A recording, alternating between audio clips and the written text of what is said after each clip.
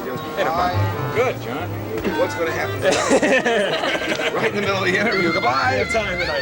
How you doing? I saw the little piece, though. You did part of it, yeah. Good, I'm glad. Yeah. When did you first get the idea to go ahead with something like the Coconut Ballroom? 1949.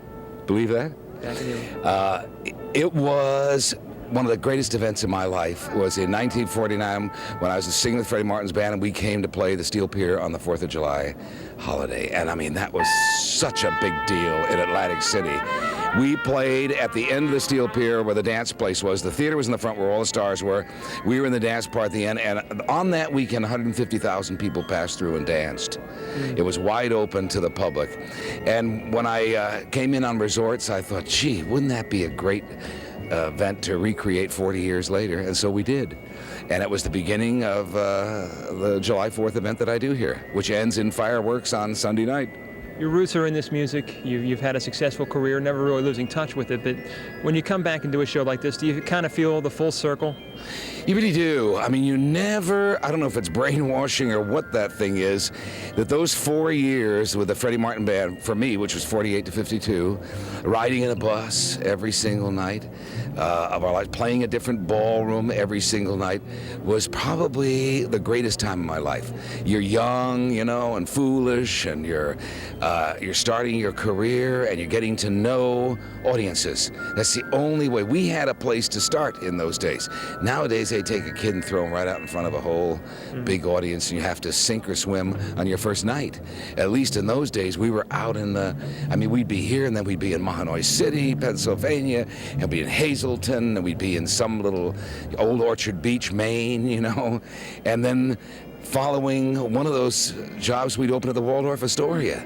So it was very jarring, but you learned your craft really well. You learned how to perform in front of all audiences, whether they be coal miners in Mahanoy City or, you know, Park Avenue at the Waldorf. And, you know, that's what I came out of when the announcer stepped up, put his hand over his ear and said, "From high atop the Berkeley Hills, overlooking the city by the Golden Gate, it's Russ Morgan and his orchestra, or it's Freddie Martin and his orchestra with Merv Griffin and the Martin Men. Tonight it'll be Merv Griffin and the Merv Tones." Look, there's Jack Sheldon standing over there. Gee, he's out of Benny's band, Stan Kenton's band. Now he's got his own unbelievable band that's one of the most popular ones on the whole West Coast. So it is coming back. You know, for years they said, oh, big bands are coming back, big band. People were saying, what? There he is. Hey, Jack. 18 years with me, John. Do you see a return of the music, the big band music, appealing to a younger audience? Yes, I do.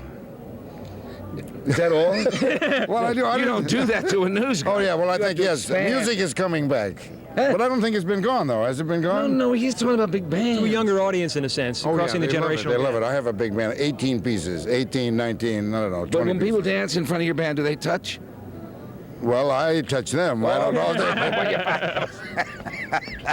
if Terrible guy. Sorry about that, John. Quite all right. Yeah, we were very serious here.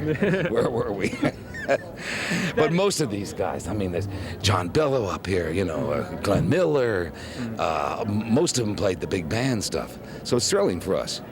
That, in a nutshell, is what I want to cover. Just get a two-shot real quick. If you weren't a Sarah Vaughan or Sammy Davis, you didn't Do you make know that my first night singing with Freddie Martin's band, I came out of San Francisco, I was on radio, so nobody ever saw me, didn't care what I looked like, and I'd lump into the studio, you know, and sing my songs, but it was good.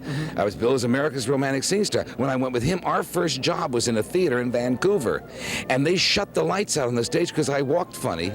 I clumped when I walked. I didn't have a theatrical walk until I got out the microphone and they turned on and I sang. So, I thank you very much, thank sir. you, It was John. a pleasure. It's good to see you. Pleasure. I enjoy the station. Oh, thank I you love very much. watching that. You know, I like going into cities and watching. I don't watch the network stuff. I like watching that news right there and then. I appreciate that. And I very much. read and I like to read, you know, the press because that's fun too. And let me tell you, I got such a kick. Last year I had the opportunity to come